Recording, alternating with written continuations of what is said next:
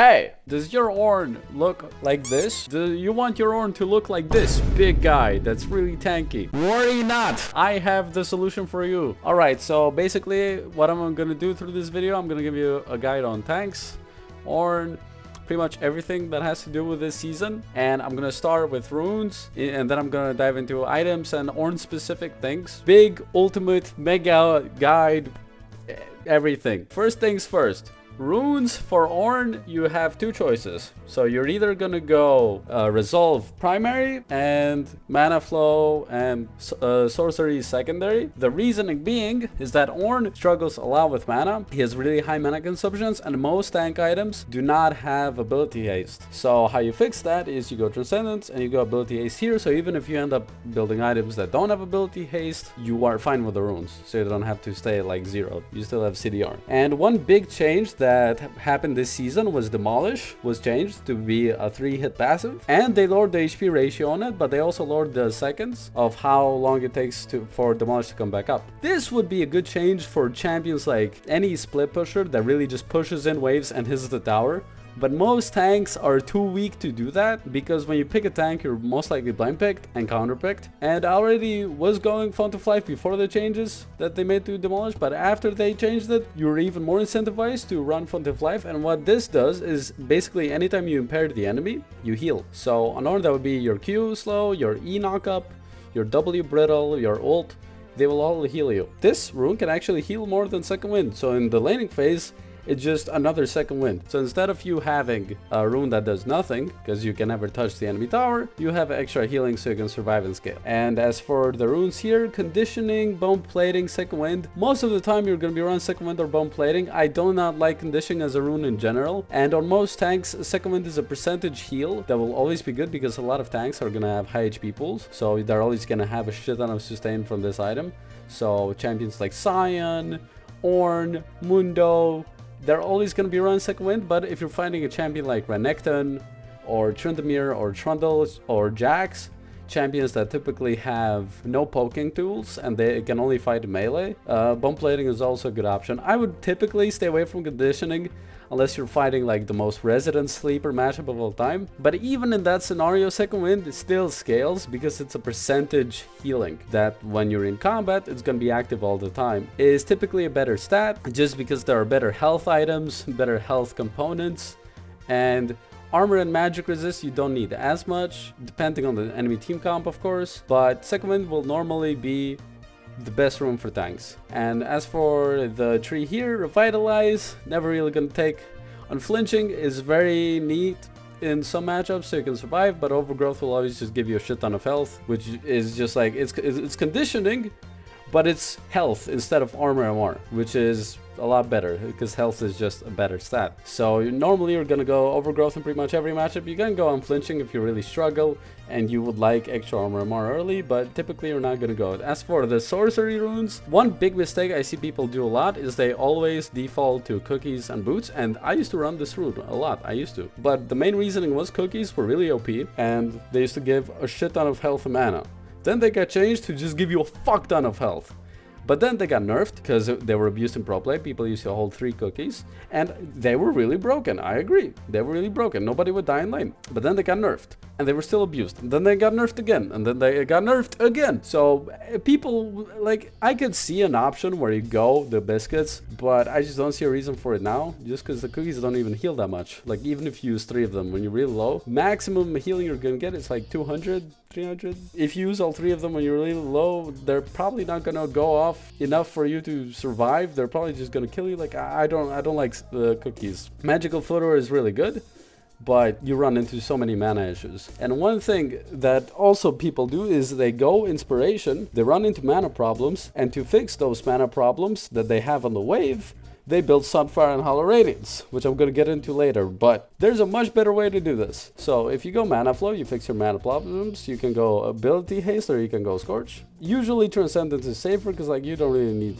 the Scorch, you're just trying to scale. So this would be the setup that you run into melee champions, but into champions that are ranged, you would run either Summonary with Overgrowth Second Wind. You could go Font of Life and Second Wind, but again, Overgrowth is so broken They can't really skip out on it. And one thing that people don't know about summon area is that damaging enemy champions with basic attacks or abilities sends area to them. But Bramble Vest counts as a ability. People don't know that. So if you're fighting like a Vayne or a Varus or any ranged top laner that you build Bramble into, the summon area will proc your Bramble and will proc itself. So you basically have 2 Bramble Vests. It also procs from Unending Despair, Hollow Radiance effect, the explosion, and it procs from melee attacks. So it's much more versatile than Comet, because Comet on Ornn will really only land from you hitting Q, and summon area will land from autos, Q, W, E, R, no counterplay, no dodging. Bramble Vest, Unending will proc it.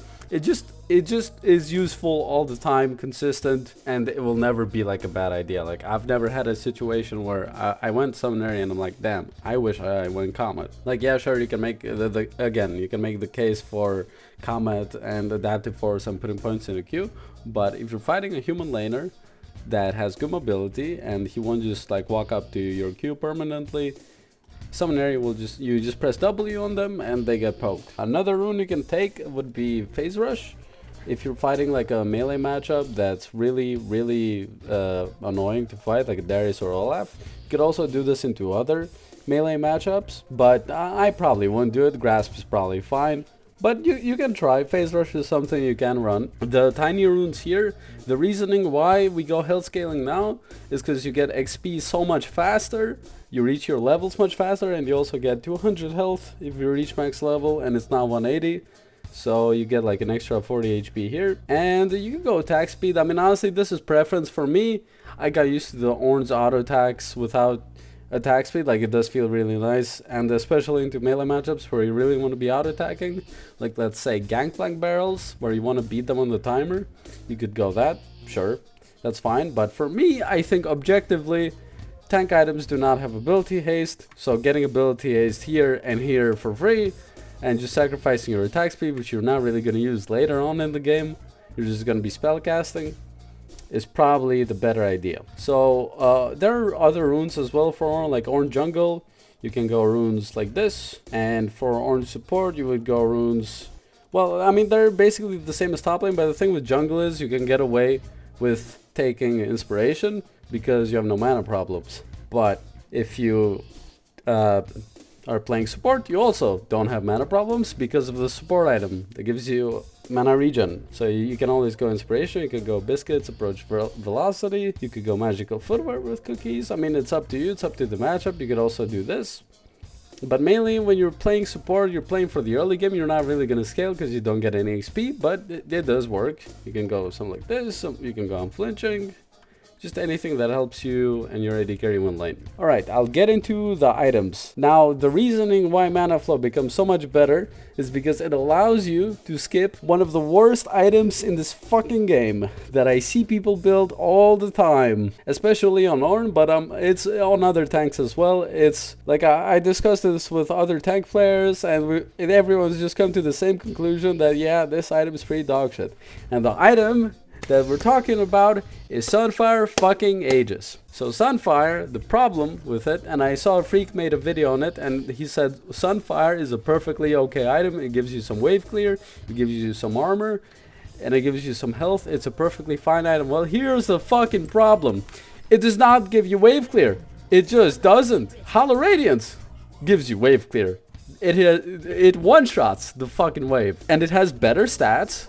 Well, not better stats, I'd say the stats are worse, but it has health regen. Sunfire doesn't have health regen, and it has, I'd say the stats are pretty much the fucking same. And the only difference being, Sunfire has 5 damage per second more. It has no health regen, and it has 5 damage. 5! That's the big difference. I personally, I don't build Hollow Radiance, but if you do build it, I see the reasoning why. Because if you just press your spells on the wave is gonna fucking explode and die. Right? It's gonna one-shot the wave. If you play Silent, like I see where people are coming from for Hollow Radiance, even though I still think it's a bad item. Most Bammy items are bad. The main idea is Bammies itself, the money you're spending for Bammies on what you're getting out of it is just really bad, because you're getting 150 health and 5 ability haste. So glowing mode is one of the most overpriced components in the game. You should not be building this in lane. Like, why would you have a glowing moment when you can have a refill potion? Number one, you're already buying the ruby crystal. If you're fighting your enemy laner for 2, 3, 4 seconds, you're just doing a short trade, you're gonna get 30 damage, 40 damage from this. So you're basically spending 500 gold to get nothing, and then you get a little bit of wave clear. So the Bambies itself, you do not want to build in lane because it has really bad combat stats. And let's say you're fighting an Aatrox. The Aatrox has Caulfield Hammer, and you have fucking Bambi Cinder. Who's winning? The Aatrox bought a fucking pickaxe, a cheaper item. Who's winning?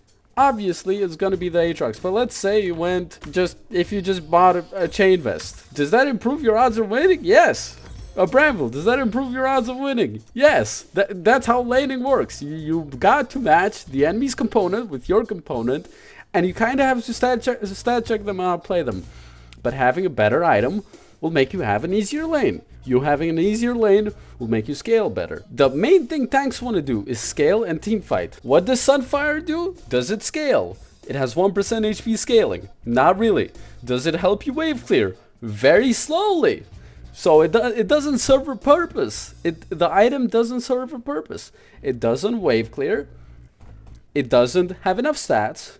And it doesn't give you enough damage to kill champions. It's completely useless. Why would you buy Sunfire Aegis when you can buy Unending, an item that scales? Because it has 3% HP scaling. It has 3 times the scaling. It has double the range.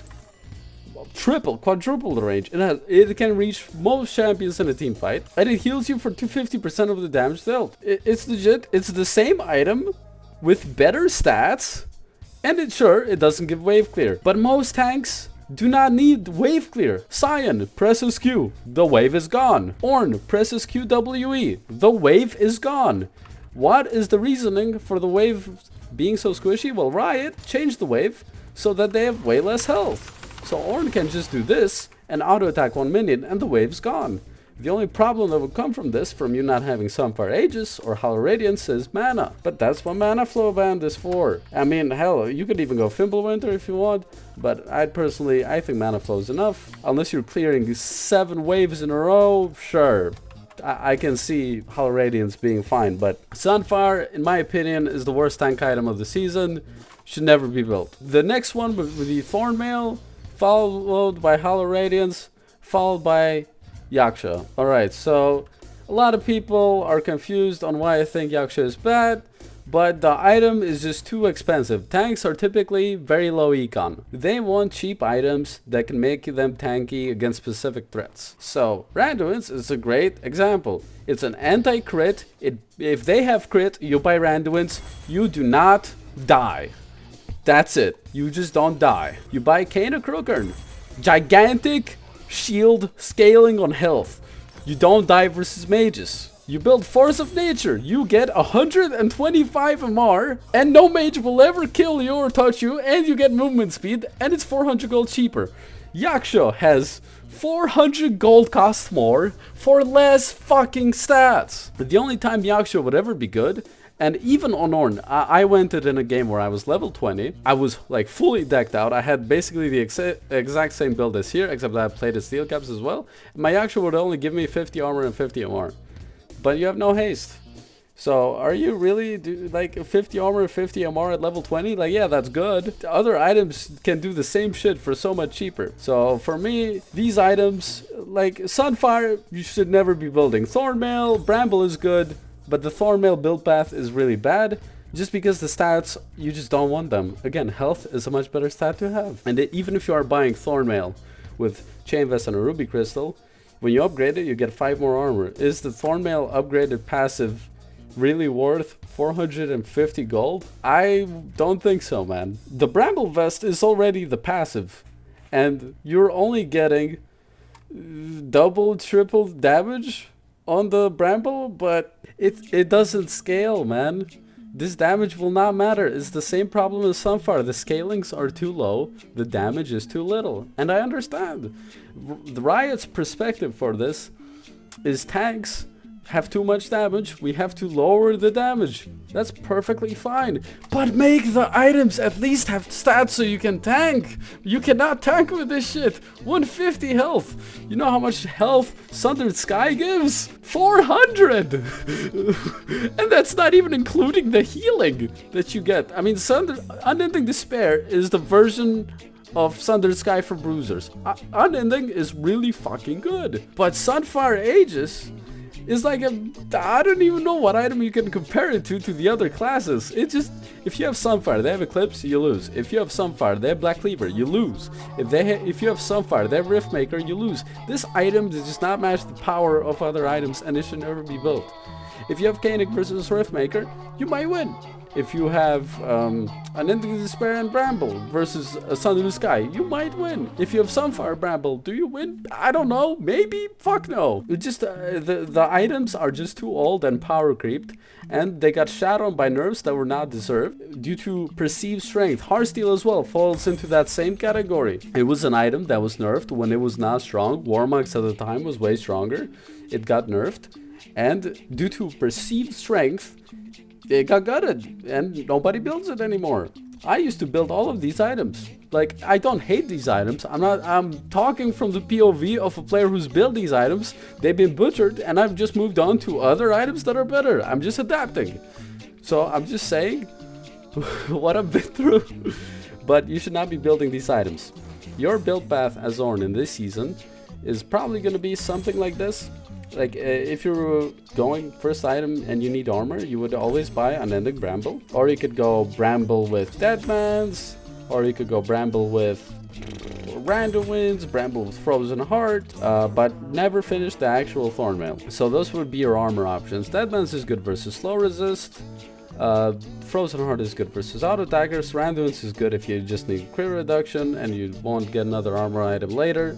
So you could go like, this would be your build path. You would go this, you would go this, and then for magic resist you can go Kainic. And now this is where things get tricky, because you know it's very situational. Your items here can be pretty much anything. Do you need more armor? Do you need more MR? Do you need more HP? If you don't need armor or MR, Protoplasm is broken as fuck. Like, it's 600 HP, 20 haste, shit ton of health, right? Shit ton of healing. If HP stacking is bad, you could go Unending Despair.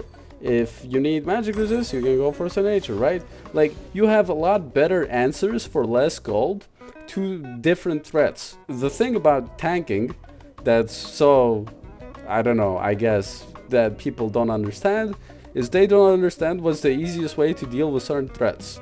And they know what they need, but then they build the wrong item because the items are deceiving you. They're deceiving you. Like, oh, I want health. I want Heartsteel for sure. But then Warmox, you buy it and it gives you literally 1,200 health instantly and a passive, right? And it scales way better. Protoplasm gives you way more health, right? Like, there are health items and then there are shitty health items. You don't build the shitty ones. Iceborne as well can be fine, I guess, if you need damage. She is honestly really strong in Ornn. I tried it for a couple of games. Like, if you do W and you have Grasp, you will deal a fuck ton of damage with Sheen, just because Ornn's base damage is really high. But that's also why Deadman's is good on Ornn. It's because he has really high base AD. So if you charge up your Deadman's, I mean, you don't need to charge it up, it will deal a lot of damage, and you deal more damage on every auto attack. So if you want actual damage items, Deadman's Iceborne are better options. Abyssal is a better option.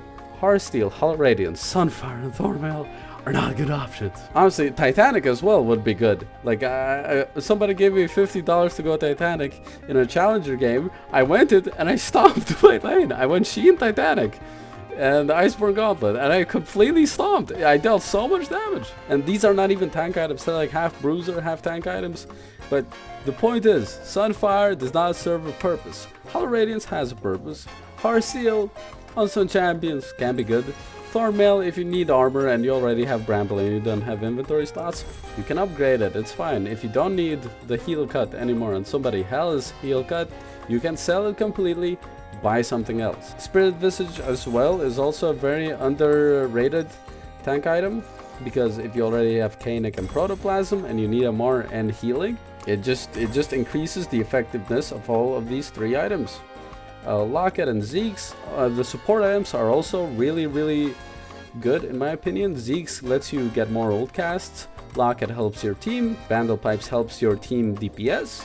And Knight's Vow keeps one person alive. And if you have a bruiser, you heal a lot from them. You put this on like a Mundo, the Mundo will heal you and he will tank and you'll both share tanking. Like if you put it on the Volibear or somebody that heals, like this item is not only good for AD carries, but it's good for literally anyone who goes in the front, takes a lot of damage, so you can share some of the damage with them. Like you see all these items, they have a purpose, they have like an identity. But the thing is, they nerfed Sunfire and Thornmail's identity so much that these items don't exist anymore, man.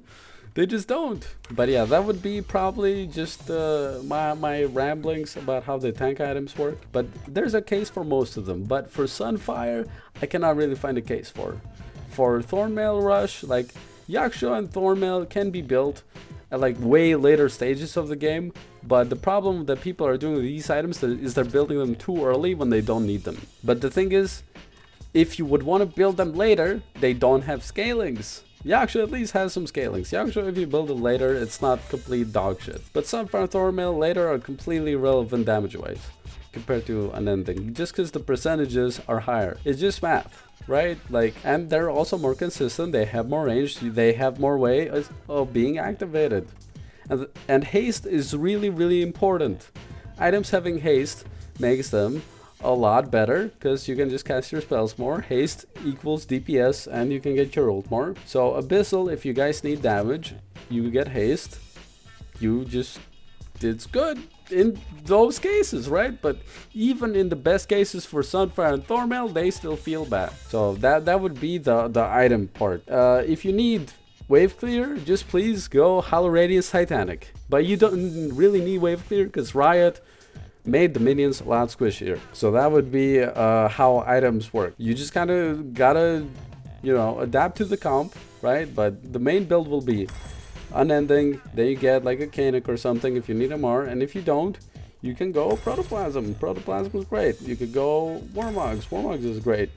You could go Randoms. Randoms is great. It really depends on the game. As for boots, honestly, all four of these boots are good. You have Ionians for haste, Boots of Swiftness for slow resist, and then you have Mercs. Usually you're gonna go plated. Mercs if they have a shit ton of CC and you need MR. But usually it's plated. Plated is really broken versus AD carries, they will whine. If you have plated and randomins, and then you have an ending despair, nobody that's dealing physical damage is ever gonna kill you. It's just not gonna happen. Now, one reason why Ornn, I've been preaching that Ornn has been really OP this season, is because of the top lane quest. What does the top lane quest do? Well, it gives you a shit ton of XP really fast, and it boosts the XP sources by I think it's 15. I think it's 15%. What this means is Ornn gets his upgrades a shit ton faster, and you basically, if the game is even and you want top lane, you give 2 upgrades because you have so much XP, you give them instantly, and now suddenly your team is 2k gold up. You get another level, your team is now 3k gold up, you win a fight, and it's game over. The upgrades are just really broken, and people need to know if they have an Ornn on their team, he can start upgrading at level 14. And if you want one certain item upgraded, put it in first slot inventory. So if I want to upgrade Brandwins, I put it here.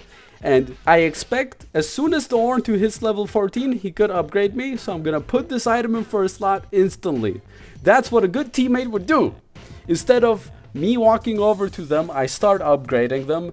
And then they're like, oh, no, wait, I don't have it in first slot. So then they put it in first slot. Then I have to cancel my passive, waste another 4 seconds, upgrade them again. Like, please, if you see an Ornn in your game, have your item ready to be upgraded. And now you might be questioning, what is the best Ornn upgrade for my champion? Well, how Ornn upgrade works is he upgrades only basic stats. So that would be HP, armor, magic resist, AP, AD, and ability haste. So he only upgrades basic stats. He doesn't upgrade mana, he doesn't upgrade move speed, he does not upgrade crit or mana regen or health regen or magic pen. He just upgrades the basic stats. So if you have Void Staff, you get 50 AP. if you have Rabadons, 50 AP. Shadow Flame, 50 AP. Riftmaker, you would get 1000 gold split in between 3. So that would be 333 gold, 333 of haste, whatever, right? And if you want all of these stats, Riftmaker is a perfectly good upgrade. If you want attack speed and ability haste and AP and you like all of these stats, perfectly good upgrade. If you just want ability power and haste, Seraph's Embrace is a really good upgrade, right? There's no bad upgrade. There's only a bad upgrade for your situation and class, right? You have to understand that not all stats are equal, yes, but there are times where a certain type of stat at a certain situation will be better. Like if an Aatrox wants a shit ton more haste, he could upgrade his Eclipse. I mean, Aatrox don't go Eclipse, but you get my point. You would upgrade something that would have the ability haste split for it to have more ability haste. This would be 333 gold. This is 333 gold haste. Which item? I mean, I guess Eclipse is the only one with AD and haste that Aatrox will build. But you get my point. Sterak's, you don't upgrade tenacity, so he will get, the person that gets this upgraded is 1000 gold of HP. And I need you guys to understand it as well, because I see people on my team that don't understand how Ornn's upgrade works, and then I'm just like, I have to type an entire essay. Like, this is why voice chat is kind of needed. I don't know why League doesn't have it yet, but if I can just tell, yo, can I upgrade you? Put this item in first line inventory. It's a lot faster than dear teammate. And please put your item in first slot inventory, so I might upgrade your most efficient item. Also, it's melee, not global range. And it's bad tempo for me to run all the way to dragon from top. I could just have voice chat and just be like, yo, can you come here so I can fucking upgrade you? Now to get onto the actual Ornn and his combos and how this champion functions. Okay, so what is Ornn's plan and why is he so broken? So Ornn is a tank that has no really tank abilities. All his abilities do is deal damage. His Q deals damage and slows. His W deals damage, his E deals damage. That's why you see so many clips of me one-shotting, or just Ornn in general one-shotting enemy champions, is because he doesn't have any shielding or healing in his kit. Which is also why he doesn't need Sunfire, he just needs to get tankier. Sion, for example, he can honestly go Hollow Radiance and be fine because he has a shield in his kit and he has a shit ton of health. Ornn doesn't have any shielding, he just has raw stats. So him building healing or items that heal him and items that shield him makes his tankiness that much bigger. And how Ornn typically combos in lane, he level 1, you're just gonna be pressing Q on repeat, farming till you get your levels, and once you power spike at level 6, you unlock your, your basic combo with Ornn would be QWE. Well, cut that out. Basic combo is QWE. You just knock them up and you get your trade and then you leave. So that's your basic combo.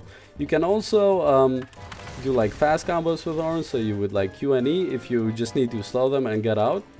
Like you can do QWE this way. Like you have a lot of versatility with how you can combo with Ornn. You don't always have to do the same thing. But one main thing is with Ornn in lane is I see a lot of people struggle is mana consumption or mana management. So mana flow helps, but you can't also, like, if you run no mana flow and you don't go tier, then you're really gonna run out of mana really quick. So this is even more important. So what Ornn wants to do ideally is he wants to get the brittle every 10 seconds. So the brittle is something that deals percentage HP damage and Ornn can auto attack and proc it. So the most efficient trade you can do is you W, you auto attack them, and you don't need to press anything else. That's the most damage you can get for the least amount of mana. Now, you're not gonna get this, for free all the time, right? Some laners, you're gonna need your Q to do that. You're gonna need Q, W, slow them, and then proc E. This would be the trade you do to guarantee your brittle. But, if you're allowed, you can just W and then use your E to disengage. But if you want to use your E to disengage and also deal damage, you have to kind of walk by them, because the E damage is the same no matter if you get the knock up or if you just touch them. Like if I E like this, I get the damage. If I E like this, I don't get the damage. And the Q is only a farming spell and a setup spell. This for poke is only good level 1, kind of, right? But you see, as you put more points, you only get 20 damage more on it, and it scales off of your AD. For poke, it's only good in the first couple levels, but once people start getting armor, the damage is completely meaningless. The main damage that Ornn has is W and grasp and auto attacks, right? Early game Q&E deal decent damage, but again, as soon as people get armor, they will deal less. But Yuri actually scales with armor and magic resist, so this spell actually scales, which is why I max it second. You get better wave clear, which is, again, the reason why a lot of people go Sunfire and Hollow Radiance on Ornn is because they go the wrong build and they max the wrong spell. Like, if I put points in W and E, I don't need to even press my W. I can just press E and the wave is gone. Like, this is the length of an entire wave and it just dies. But people go max Q, and you can just look at the numbers yourself there on the screen. 20 to 120, 80 to 260. If you are wave clearing, which one will kill the wave faster? It's probably the E. And it's also a more important spell because it's a dash and a knock-up. So that's why you max E. Better wave clear, it's a dash, it gives you more CC, more important spell to have up, and it scales with armor and magic resist. Now, for the combos. Main thing, triple brittle. So this combo, you don't need to force it, but if the enemy doesn't have a dash or flash, and you hit them with Q, they are dead from like 80%, 70% HP, which is why I play Ornn. He's one of the tanks with highest damage in the game. The closest thing would be Cassandra, but Cassandra, again, really dependent on the champion. Ornn can kill most champions pretty much the same. Cassandra needs to kind of adapt, and he's a little bit harder to adapt with, but Ornn is pretty like, okay, they have no dash, I can just W, ult, and you get your brittle, right? But one thing people mistake with Ornn is they don't let the ult run the enemy over. So this is a big part of his kit, and a lot of people make this mistake. They ult, but they ult too early, and you see I only got 306 damage. Now I'm gonna let it run over the dummy, and I got literally double the damage. Just from that little bit of timing, you can nuke half your damage, right? So always be patient with the ult. As soon as you see it touch them, you recast, right? You don't want to do it too early. Like, let's say I want to flash on this guy. See, I only got 300 damage, but I'm gonna wait for the ult to touch them. I got 770. You can, and brittles also can be overlapped. So if I have W here and my ult runs it over, that's a brittle wasted. So you want to W, and then you want to proc that brittle. The brittle can be procced with either Ornn's auto attacks or hard CC by Ornn or his teammates. So if I W this target and they get hit by like a Morgana Q, the brittle will proc, and if they die to it, the Morgana will get the kill, and they also get negative tenacity, and the CC will last longer. So if I WE, they airborne, and then there's a tiny stun. That is the brittle. That is them getting negative tenacity. They're stunned for longer. So Ornn's W deals percentage max health damage. His brittles deal percentage max health magic damage. So that's why this champion deals so much damage. It's because of these percentages. That's why Unending is really good, because it has a good percentage. It scales into the game, it's always relevant, it's never bad. So if you want to get your brittle combos, you have to get all three of them. So boom, I dealt 2000 fucking damage. That's an 80 carry, probably dead from full. So that's why Ornn is so broken. He's really tanky innately if you itemize correctly. He just gets a shit ton of raw stats.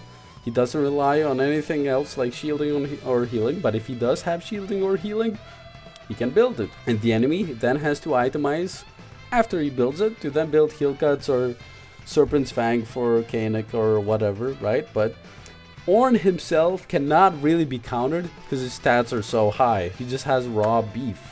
And then if the game is even, his team fights, well,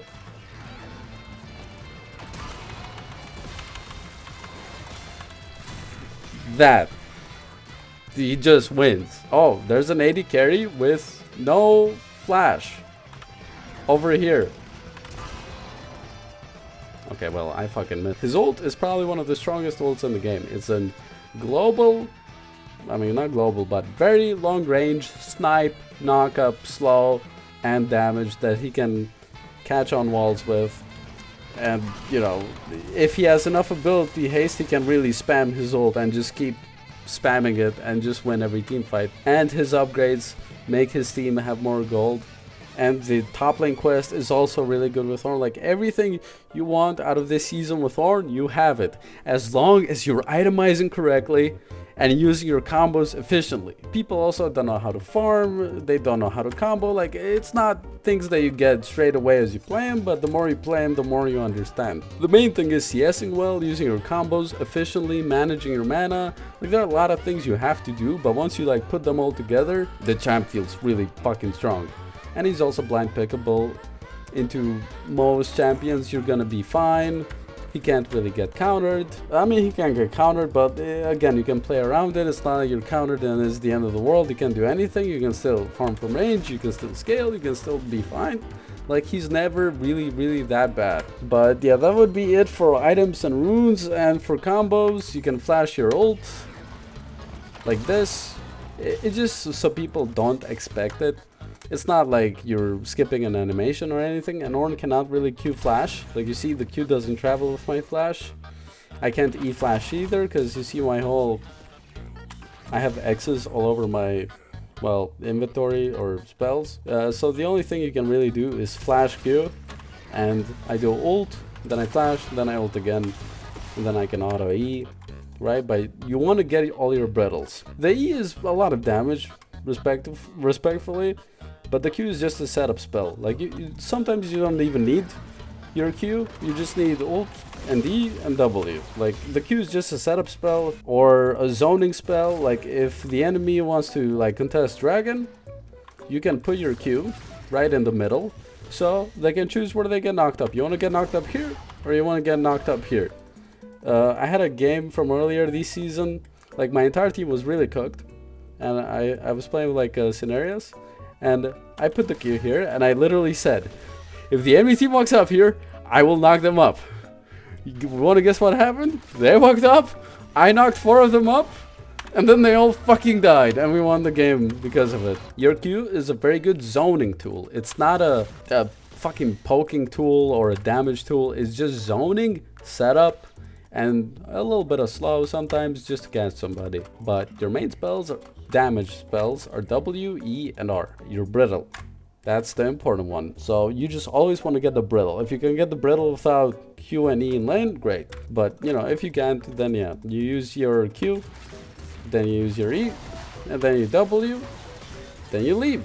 You wait for your spells to come back. If you have Bramble and Grasp, you can keep auto-attacking as you walk back, and then you get your Q and W back, and then you can recast it, do brittle again, run away. Like, your trades with Ornn are always gonna be you hit and then you can hit as you're running away, right? It's like hit and leave, hit and leave, hit and leave. You never want to do, like, the only time you do big commits is into, oh, okay, range, Vayne, used her Q, she stay out of condemn range, then you all in, right? It depends on the matchup, but you learn as you go. But that's the main idea, is you want to poke them, you want to do short trades until you can commit with R. So you can kill them with a triple brittle combo. And the reason why this combo is so good is because they cannot avoid this. Like, if they can't avoid the Q, then they can't avoid the E, then they can't avoid the ult, they can't avoid the W. It's a full true combo that will always land. You can also do it when you're in melee like this. Next to a wall. Like, you see how many auto attacks I was able to do there? Like 1 auto, 2 auto, 3 auto, 4 auto. Like, you see how much damage you deal? Obviously, you can do as many auto attacks if it's like full range like this. Like, you can, hell, I barely have time for one. But the closer you are, the more time you have, because you can cancel your animations and you do them like that, right? Your main game plan is you're playing in lane, getting this quest ASAP.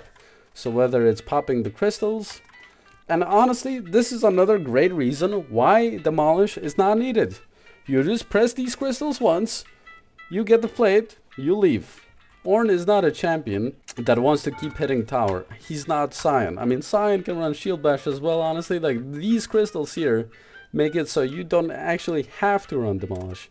You can just hit these, and the plate's gone. And you don't need to do 3 auto attacks. Like, you know how long it takes for me to do 3 auto attacks? Like 1 auto, 2 auto, 3 auto. I got my demolish, and the enemy laner has already fucking killed me. Like, you're never gonna really have time to proc it unless you're fighting like a Shen, or you're in lower MMR where the enemy is getting stomped and you're pushing towers.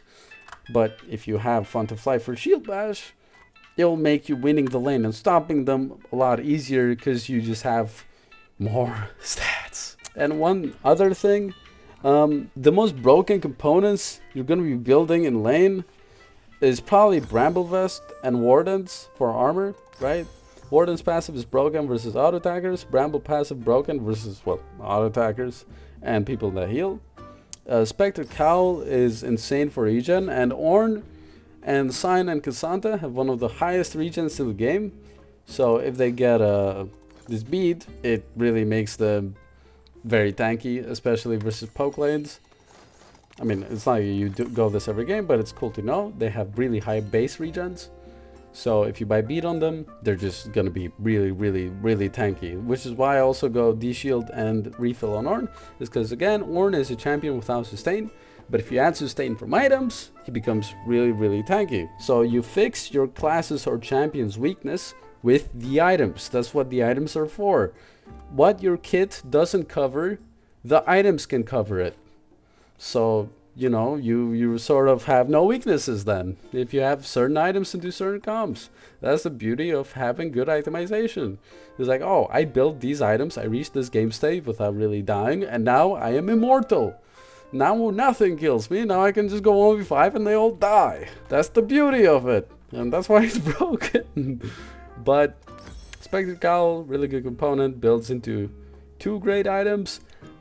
One mid one, but Koenig's great. And if you want like Force of Nature, you can just go Spectre Cowl and then you can go the Force of Nature. Like if you find like a Cassiopeia or something that's cancelled like Mel. But usually Koenig is gonna be pretty broken. And again, for armor, you can get a lot of armor from just components. Like, look, I just built the 3 most broken components in the game. And if I have, look, I don't even have a full item. Like, what would be better if I had Play Seal Caps, Bramble Wardens, or if I had Sunfire Cape? I didn't even, this is not even that much gold. It's the same gold as Sunfire, but I just went the 3 most broken components in the game. The only lacking thing is, oh, but I don't have as much HP. How do I get HP? Giants. And now you have Randuin's Omen. You have the most broken armor item in the game. You didn't have to build a fucking Sunfire. Component maxing. Learn how to component max, guys. It's really cheap. It's really efficient. You power spike earlier. And you can build towards better items. That's the beauty of it. That's how it works. You can just build better fucking items. That's why you need to component max. Or actually, well, think about your build path. Think ahead. Is good. Look at the enemy, like always be pressing tab. Look at what the enemy is building, how to counter it, etc, etc. Like if you want more information than I've already given, the Bible is always there. You can always DM me or Twitch or whatever, you can ask me. But that's the general idea. Sunfire, never build. Thornmail, never finish. Unless last item. Protoplasm is great. Abyssal, good. Spirit Visage, honestly, all these items are good. Except Sunfire, Yaksha, Thornmail, High Radiance. They don't really have a call. Iceborne can be niche. Force of Nature is good if you need a more. And they have like dots like Cassiopeia, Mel, Singed, anything with a dot. Really, or very high DPS mage. Like, I don't know, Rise can spam EQ, EQ, EQ, EQ, right? So, and it stacks extra. Like, Force of Nature, immobilizing effects counts as 2 instances of damage. So, if the Mel roots you and you get rel queued, and then Singe flips you, you instantly stack Force of Nature just with the immobilization alone. Yaksha procs from combat, which takes 5 seconds. I mean, you can proc from poke really easily, but you know, if you don't get poked and you get in fight and melee, it's just not gonna stack as fast as Force of Nature will. And you're spending more gold on champions that typically do not want to spend gold. So yeah, that's the problem with honestly Yaksha and like all of these items on the end here. Iceborne's too expensive. Like, this item would be better if it gave less stats, but it was like the same cost as Thornmail. Everyone would start building it. But that's why it was nerfed to this gold. It's because every tank was building it, because tanks like cheap items. Same shit with honestly all of these items. They're just way too expensive. Like here and up. Like they need to give some insane stat or effect, like Koenig does. Insane effect. Insane effect. Heartsteel effect. Warmonk's effect. It's great. Yaksha effect. It's okay, but the base stats are just really bad. Warmonk's has great base stats, along with the passive and the upgrade. Like Warmonk is great. Heartsteel. Yaksha. Titanic is great.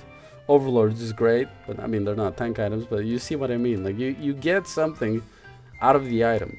Sunfire does not give you that, so do not build Sunfire, please. I'd say the only problems would be matchups for Ornn, but that you can just learn over time as you play the champion, right? But most tanks should not be going Sunfire. That's it. Goodbye, goodbye, goodbye. You're welcome, you're welcome. I know, you are very welcome. Goodbye, goodbye. Like the video. Goodbye.